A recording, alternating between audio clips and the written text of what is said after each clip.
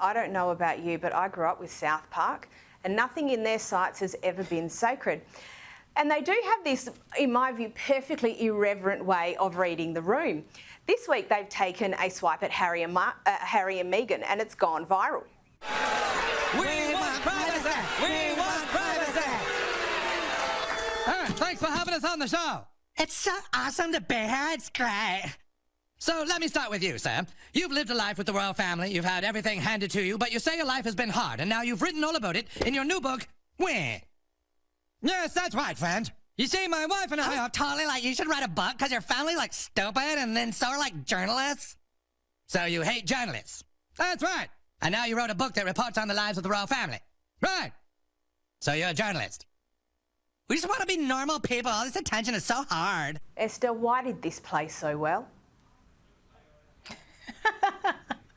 One, because it was very funny. I actually watched the entire episode and I was howling laughing. I thought it was brilliant. I mean, I think it really encapsulates how many Americans are feeling. The episode was very clever in the sense that they call them the Canadian royal family, which is technically true. But it really was kind of a play on modern times. I think one of the reasons why it really resonated is because it was so cutthroat and brutally honest. You know, the Sussexes made it very clear that one of the reasons why they were leaving the royal family was in pursuit of their own privacy.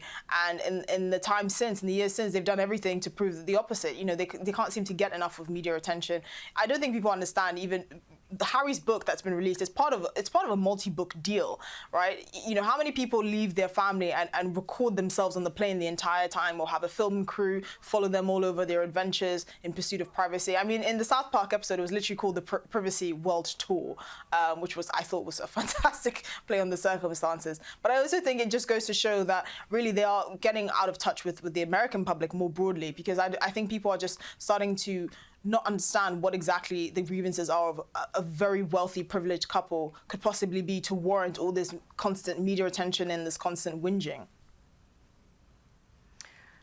Yeah, absolutely. And this isn't the first time that South Park has had a crack. They also had a crack at the royal wedding.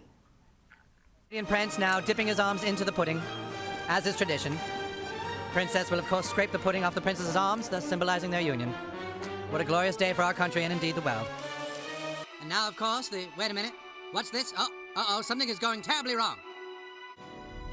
The abbey is shaking violently as explosions abound.